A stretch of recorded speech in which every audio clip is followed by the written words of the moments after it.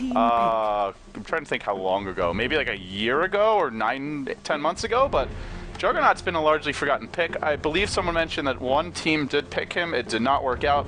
Not sure if that was RR.Qeon, but yeah, what do you think of Juggernaut? His healing ward got buffed a few patches ago. It's got the faster move speed. Yeah, definitely works with push if you want to kind of keep a nice set of stability into, you know, the pushing fray and allow it for more longevity, more durability when you want to lay a heavy assault in whatever said tower. So I'm going to expect them to be very clustered, kind of move together as a unit and just get things done very, very quickly, especially since now a Naga Siren is picked up for MiTH.Trust. They want to kind of end this one quick, not allow that to happen. And of course, for MiTH.Trust, Keeper and Naga Siren, this is probably the new day, you know, PL Coddle combo. This could be a long game. Well, I'm imagining it's Lakelz who will be handling the Naga Siren. I'm not sure how they're going to lane it, whether they look to put it mid, run it in the tri lane. They go back for an Elder Titan out. Could potentially either, wonder what they're going to do. Solo mid Bat Rider, Elder Titan offlane is possible. They could also do the reverse. It's solo mid Elder Titan, something we don't really see much anymore, but he's a much safer... Bat Rider's a much safer offlaner. If he doesn't have a good time, he can just go to the jungle. He's also harder to zone out of the lane, whereas if you put the Elder Titan offlane, especially on Dire side, you don't have the creep camp to pull. It's harder to get the equilibrium going your way, and you can be zoned out more effectively. I wonder what we're going to see, but I guess the one other option is that they just go straight up aggressive tri lane with the Naga Siren Keeper of the Light. That's a very strong duo. Sure, you have Shadow Shaman, he's kind of terrible in tri lanes in general, but most of the success I've seen lately, especially with the Keeper of Light, and something that I know Liquid had picked up and done a lot, is running the Coddle in a more aggressive style lane. Just looks like they're not going to do it this game, though, so I'm a little disappointed, but it does mean our Coddle will get some early. Gandalf will get his early Ag Scepter, hopefully. Not really sporting the Gandalf wardrobe, feeling a little more of that Eastern flair. Hat? But why is there a no hat option? Representing the bun, it looks like, so I'm down with that. But yeah, he looks more like Lone Druid, but you know. Yeah, what is this cosmetic? This is breaking my immersion, Valve. Yeah, I still love him, so he's a wizard, okay? He's not like a, I don't know, an Arabian prince or something. He's like, what is going to be hanging out side by side with this Naga Siren, I'm sure, for the majority of the game, almost like, you know, peanut butter and jelly. So I wouldn't, you know, be surprised that's something they're going to continue on, and then eventually, I don't know if it's something you want to rush maybe into an Agnum Scepter, or, you know, definitely something in more of the future luxury kind of style pickup. If they are going to expect to prolong the style of game, I would without a doubt expect that he will grab it down the road. Yeah, to be honest, the way MiTH.Trust draft is likely to work is the Keeper of the Light isn't going to have a ton of time to just sit and farm the jungle, because RR.Qeon running Dragon Knight, Juggernaut, and Twin-Headed Dragon, or Jakiro, will be looking to take all the outer towers, especially all the tier 1s, within the first 10-12 minutes or so. So, MiTH.Trust, they'll lose control of their jungle fairly early unless they just crush the laning stage. I give RR.Qeon a bit of an edge there around that 5 to 20 minute mark, but if Myth weather the storm, they can just turtle up and take this late game, and you know, basically they'll stall with the Naga illusions, they'll stall with the Elder Titan Spirit spam. You also can drop the Spirit, then Illuminate, which means that you'll be hitting for the full damage, no magic reduction once the Spirit is maxed. So very strong combo, and basically they're just going to turtle and rat Dota is what I expect from Myth. Yeah, I'm very intrigued how this offlane is going to end up working. A lot of people have typically a stigma against Elder Titan, great offlane hero as it is, but on the Dire side, things can get a little bit tricky for him. And I know when we saw the North American Regis pick it up, it was definitely one of their weaker lanes with that kind of setup and Brax on the hero. But they're looking to make a potential early aggression here, and of course, Coddle hanging on the sidelines, going to keep those blasts coming and not, allow them to get too much pressure in the lane and create that bit of space for Naga to get that early CS in. Yeah, they are running a tri-lane, and MiTH.Trust, Shadow Shaman, not really the strongest hero in this situation. There's also Living Armor backing this lane up, and Shadow Shaman's quite squishy. He's got 1 base armor, 530 HP, Liquid Fire just chipping away at him. There we go. He is a potential kill, even though they're running a tri-lane. If he gets greedy, Lakel's not the one you want to focus, so main hero to keep an eye on for Myth is Boombell. If he gets overzealous, they could pay. Right now the lane's pushing, so he'll be fine. They're running dual lanes. RQ could win that dual lane in the off lane, but it's mostly this bottom lane that should dominate. They're actually giving KYT quite a bit of experience, though. They'll finally go for their first pull. I'm not sure if the camp was... I don't think it was warded to start things off. They just didn't go for it early, so... Frankly, KYT getting more out of this lane than I would have expected. They could have just honestly Leech Seed and then Blade Fury him and at least zone him out of the lane early on. I'd go for pulls right away. You can pull, just do the single pull, and then go for the double, even triple pull, which he's doing now, but had he done this before the 1 minute mark, then they would have denied the Elder Titan an easy level 2. Yeah, so already giving him more than I think they should have. And top lane, they're not going to give anything too easy, looking to move forward and prevent them from pulling too many creeps and want to try to take up some of the XP for themselves. So we'll see how it goes. And you were talking about a bit of it, the Liquid Fire, man. That's what it's all about with this Jakiro, and I wouldn't be surprised at any opportunity he's going to throw it either on the Shadow Shaman or even on the tower itself, just slowly, you know, dwindle it down little by little. That way they can completely wipe it out as we get ready to approach that mid game. The most annoying thing is it has no mana cost, so if you level it up, you can just spam it constantly, and you win the war of attrition. Shadow Shaman, actually his spells are pretty expensive, to be honest. Even Shackle's 110 mana, he's only got a single clarity. They're already being forced to pull tangos his direction. Lakel's just gave him one. Generally, you do not see carries giving support to tangos, but hey, you do what you gotta do. Oh yeah, hold him in place, but the blast will not hit. Heavy aggression, there goes a little bit of a dual breath and just a little bit of flirting here, a little bit of footsie if you will, but nothing too serious just yet, just trying to assert their dominance. But very odd pattern of seduction. Is this how people flirt nowadays? They like, you know, they try to burn each other. You know, like elementary school. They spray you with like high pressured water.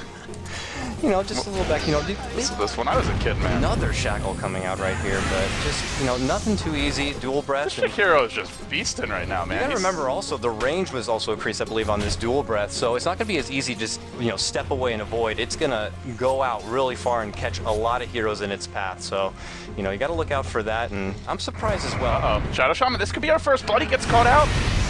Big dual breath, they're making it go Liquid Fire, yep, and that's easy enough to dwindle him down, and it's gone. Illuminate's there, and they're thinking about making it go, but Carapace will prolong, plus the help of the Living Armor, they will not be able to get the Nyx, who they're not done. Linger around, but nothing gonna come up, but nice impale, they're going on Coddle. Oh, don't say it ain't so. Coddle gets taken down, falls, and quickly 2-0 lead here for RR.Qeon. How sad are you right now? Every time a Coddle dies, a little piece of me does as well. Even if there's a Jakiro in the game, you're with Gandalf on this one. I'm with Gandalf. I know. I'm sorry, but you know, we'll see. No, it's good. Like I'm glad you've got some integrity. Got some integrity. Oh, there's phase boots on Koala. This could be an easy kill bottom lane. He's chasing KYT, and he'll be forced to TP out.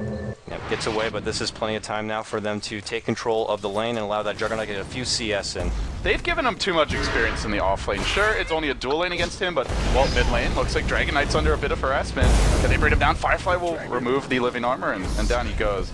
But yeah, I don't really like the way they played this bottom lane. They could have pulled from the first wave, and had they done that, they easily could have prevented him from getting levels. If he comes into experience range, then you just Leech Seed him, start right-clicking with Tree. If the Juggernaut's nearby, you Blade Fury him and you get a kill, or at least force him back to tower. And the Tree seems to be playing more passively. Up top lane, they got a nice impale here on Naga. Naga has to split up and try to make a run right here. Liquid Fire does catch, but she will be able to step away and unfortunately look to try to heal up. No more regen for her either, so hopefully a Living Armor will come her way. But Tree's also pretty low himself, and it looks like she might be forced to make the long walk of shame all the way back to the base. Nah, that walk of shame. She's farming decently, 22 CS for Lakel's. Considering the way the lane's going, that's not too bad. The concern is that RR.Qeon are getting way too much out of their offlane. Kind of reminds me of the SNA matches we saw in the American qualifier where IX Mike was playing Nyx. I believe Whitebeard was on Disruptor, and they were like both level 5 at 5-6 minutes or so against a tri-lane. This tri-lane isn't the strongest, but it's the Shadow Shaman. He's the key hero. He's the squishiest. He's the easiest to catch. He's got to be closer than Keeper of the Light in general to use his spells. And well, as soon as he started getting caught, the lane got hard for them. And it's a Radiant dual lane, so even harder to keep them out. Boo Boo's level 5. This is going to be just a ridiculously annoying lane against. Now the Liquid Fire down to a 10-second duration or cooldown, and he can just keep on spamming it. And they're trading back and forth. There's a nice net. They're going to catch up, but an impale to follow. Nice shackle there, but here he comes, and a Mentor stunning him out. There goes the blast. It looks like Nyx should fall here to one more auto attack, and it will be picked up by the Keeper. Now, unfortunately, Jakiro falls shortly after, so a 2-for-1 trade in the end here, and Jug now looking to make a run back. But that was, he Omni-Slash, but he only got off the single slash of one hero. Now he wants to come back in, finds Boobell, Blade Fury. That'll secure the kill on the Shadow Shaman. So, pretty much 8 heroes, 9 heroes top. And the one hero who's happy about this is KYT, just farming bottom.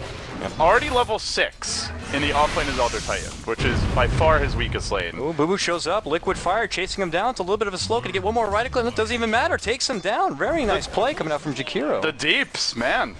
25 burn damage, 5-second duration, 0 mana cost. It just allows him to get off extra auto attacks as well as the other thing. No Ice Path even necessary as of yet. A lot of people would favor that for just a little bit of lockdown. I've heard people even go 1-1-4 to start out, but he's favoring the dual breath, which I think is smart. No Ice Path yet. It's carry Jakiro, man. Yeah, he's putting out some heavy damage, and it's working in his favor. Get those drums, Sanjin Yasha. Let's just go ham with some right clicks. Why not? This is the team. I like spicy pickups. Why not?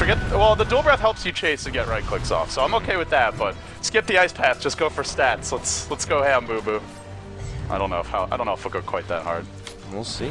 Meanwhile, Nick's looking to stay down. He gets a little bit of solo farm, so if he can get to level 6, get that Vendetta going, maybe he can look to make some action happen around the map, get the gank started, and what have you. And look at that, already Liquid Fire happening out on the tower. Better get it started right now. And he's level 7. Like, he killed the Elder Titan, who admittedly was being a little bit greedy. Yeah. In the offlane, stick around with like a 3rd HP, but you get the early level advantages Elder Titan, and he's still happy with his position, but then you feed a kill to the enemy support, and already Boo Boo was having a great time top. Every time he liquid fires, this tower is going to cry, and that's pretty much the long and short of it. Yeah, almost like a new age Pugna, if you will, but he's getting it done in the meantime, and yeah, the one thing is that Pugna requires farm, or the hero's just useless in the mid game. That's true. Yeah, you can drop your Nether Ward, but you want to be there to spam blast repeatedly, maybe even life draining hero, and soak up a bunch of damage. And whereas Jakiro, naturally tanky, has good crowd control, doesn't need a ton of farm to be effective. And Jakiro makes his rotation right back up to the top lane. He can hand Tree over the lane on the bottom, allow him now to begin to go to level 6 and have that overgrowth available for maybe a potential future team fight, which would be nice. But there we go, Liquid Fire starting to fly out on the top tier 1 tower. Naga here to defend it out, but mid lane it looks like they're going to do a bit of a tussle as they maybe consider putting a little aggression, and you know, there's Elder Titan. I don't think he can defend this alone though. Going to begin to lay out the right clicks. Fortification is going to be popped, but here comes reinforcements. Flame Break, temporarily going to set them back, but they will not be able to commit. This is when MiTH are, I wouldn't say at their weakest, but at one of their weakest stages of the game. They do not have a, well, they do have a Batrider Blink, but they don't really have a great lineup to go around with them. Shadow Shaman level 6, yeah, but doesn't have any items, still fairly squishy, only regular boots, so the Blink is key for them. If they can find pickoffs, that'll help defend the towers, but aside from that, nobody else can really go close to them. So you see Jakiro, just a one-man siege army top lane, Dragon Knight doing the same mid. MiTH.Trust will make their move now. What's up? They want that damn Jakiro just took the tower. He's making it go. He's coming in. I don't even know if they can get this kill. There's a Carapace that's going to go in. What is he doing? Gets caught up with the Carapace and the dual breath bat. He's like, I immediately regret my decision making a run back, but will fall. Gets nothing out of it. Jakiro going to town. Look at that thing. What is that? Well, alt-tab range hacks turned on, gets the Liquid Fire, and now Xiao Shaman has to piddle himself way out of there and away, so I feel like I'm watching Sniper or something, man. Like, did you see the range on that? That was insane. All right, well, this is where RR.Qeon want to be doing, though. Yeah, taking towers, fighting now with living armor, and taking advantage of the healing ward, taking advantage of Dragon Knight's ability to bring down towers quickly. MiTH are literally just going to be in turtle mode. Try and get your relic on Lakel's. Looks like he might be rushing it. Yeah, they're not really they're not good at fighting. Well, that's why you got to have a coddle on your team. You got to prevent them from pushing too hard and too quick. You might have to hand it over, but to make a lasso play, they're going to pull out and goes for, no, it's not going to happen. They take down Juggernaut. The tower, though, they trade.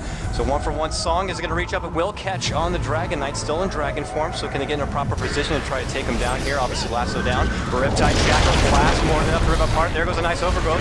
They take it forward. Flame Break holds him back, but there's the Ice Path finally ripping around. Now spin to win. Can they take apart the Elder Titan? One more auto attack. He does end up falling, and, well, in the end, they take a couple of down, and the buyback from DK as they go right back into it and even things up 7-7. Not sure if that buyback was really worth it, but end of the day, RQ, trading isn't terrible for them. The Naga still quite poor. Lakel's 2,200 gold. Yeah, he's rushing Relic, but he is very vulnerable to ganks at this stage of the game. If Nyx +1 finds him, he will die. Probably before he even gets off a song, if they just start with the Vendetta, they impale in time, and then they follow up with anything, whether it's Omni Slash, which the song's not going to save him from because you're invulnerable during that time, or even just potentially some follow-up nuke damage.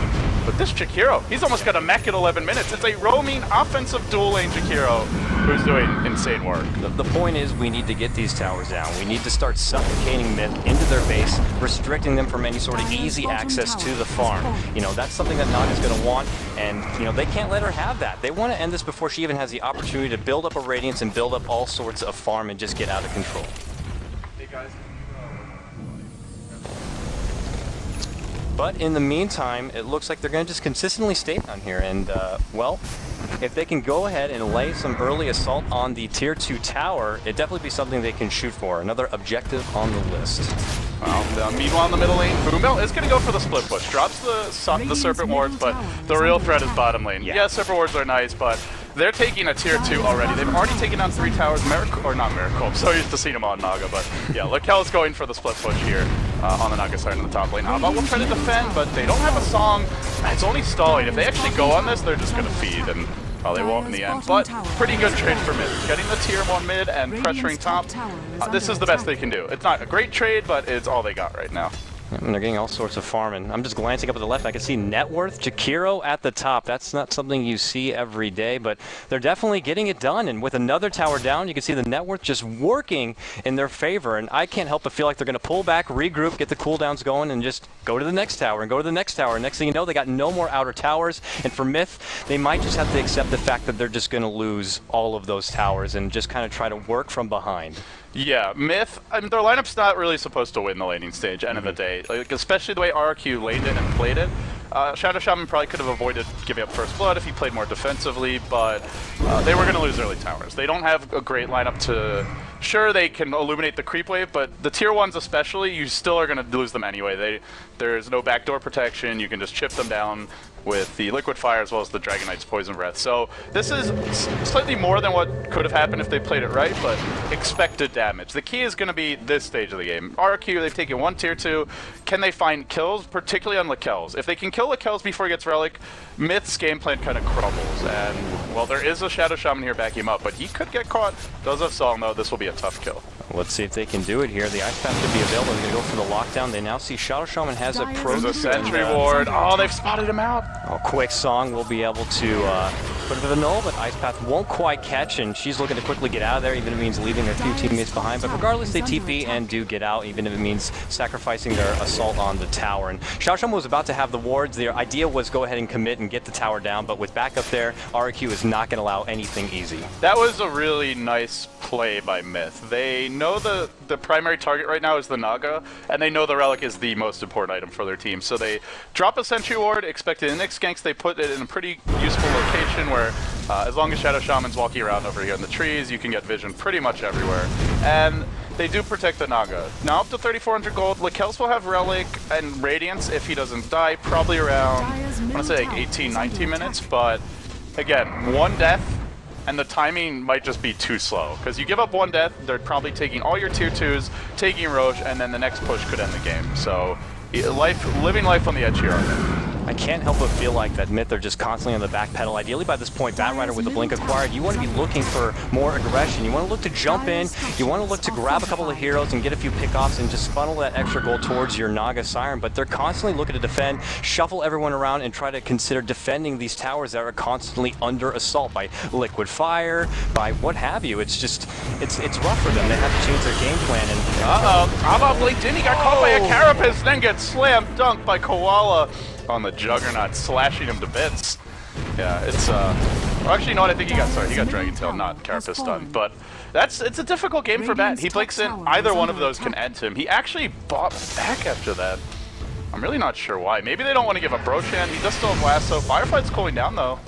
And that was I don't know about that buyback. Like, maybe RR.Qeon would have gotten Roche without it, but and Aegis is fairly scary on them, but they need a Bat with a Force Staff, because if he doesn't have Force Staff, he just blinks in, gets Dragon Tailed or Carapace stun, and just dies, and doesn't set up a nice position for his team. So, that's pretty questionable. By the way, Jakiro up to another 1,000 gold and has Rain of Health, so we're going to see a pipe pretty soon on Boo Boo at the rate he's going. I like that idea. I like the little bit of extra utility he's going to offer for his whole team, but here they go. Now it's time to try to get there, set a tower for themselves. There goes the wards, but they're going to make them pay for it right now. Very nice. Liquid Fire and a follow-up, and Shadow Shaman immediately ripped apart there, and they are creating space for the Naga while they're doing this. Maybe Abba dies here as well. It's expensive, but it may be worth it. Spin to win, Ice Path, make it look easy, rip apart, but the tower will end up going down. A little bit of extra gold in the pocket of Naga, and well, on the other side of the map, she is finding that farm, whether it be in the jungle or whatever, but Kyle right there by her side, just kind of babysitting her out, and well, it's to be expected. RR.Qeon, they're just going to keep laying on the assault.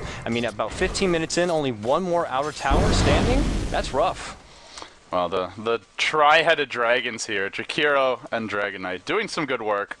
But I don't know if RQ have done enough, honestly. Like, they haven't killed the Naga. Radiance is coming soon. And sure, you take the tier 1s. That's pretty easy. You take the tier 2s. It's doable. But when you go to break high ground against this team, that's where things get very tricky. You're pushing not only into Illuminate, but into Illuminate with a max natural order backing it up. So you have no magic resistance, which means, yeah, you can get a pipe, but they're still gonna blow through you with all these nukes. Radiance burn, Illuminate, the extra damage from the aura.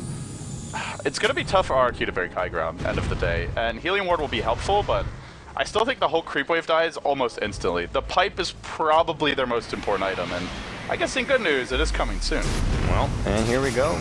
Next objective on the list is clearing out the last and final outer tower, standing right here, and it looks like they're going to begin the assault forward, but Coddle is not going to make it easy for him, laying out some early blasts, immediately going to spear form, but does eat a leech seed on the way out. Immediate blinding light will disperse a bit of assault right there, and they have to pull back. So we'll see if RQ want to kind of regroup and continue the push forward, but allow the time for MiTH to come together. Bat Ordi and Firefly here, not immediately looking to make a jump on anyone, can't get the proper vision to catch him out, and Jug all in pulling back here, very low life to work with, and there's that Radiance already dwindling away. Mechanism will help him in the meantime, and now looking to spin to clear out these waves. I guess they don't want to give up this lane just yet.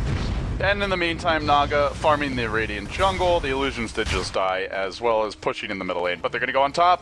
There's an Ice Blast to start, and now the chase is on. All right, Coddle on fire right now, trying to get run away. The Impale will land. There's a bit of a mech, but it will not help. I think TNK needs some lessons, Coddle guy. What's your hourly rate? It's okay, but it's not that great. I'm not one with the PNC, but oh, there we go. Bat ripped apart. Omni Slash takes him right down, and now they step back, and they should be able to get this tower, but as we keep saying again and again, Naga is still finding that farm and slowly but surely growing into that pain in the butt Naga Siren that we have come to just love. So. And she's making good trades. They give up a tier 2 top, but they get a tier 2 mid. And frankly, that's well worth it. Shadow Shaman's also been very good for that as well. They will break high ground now though. This is the time for RRQ. Don't have the Aegis, but still nonetheless killing off TNK. Dragon Knight still has BKB, and with no Keeper of the Light, that's the key hero to defend the push. That's true. That's true. This tower's going down. Earth Splitter, desperation to get them to stop from pushing, but it's not going to do too much, and just like that, the tier 3 also taken down. They're going to get the assault on the racks right now. Keeper of the Light cannot die. Coddle is the key hero for the base defense. He got a little overzealous defending tower that was already dead, and I think they're going to lose one lane of racks. It's not over yet, but one more bad fight.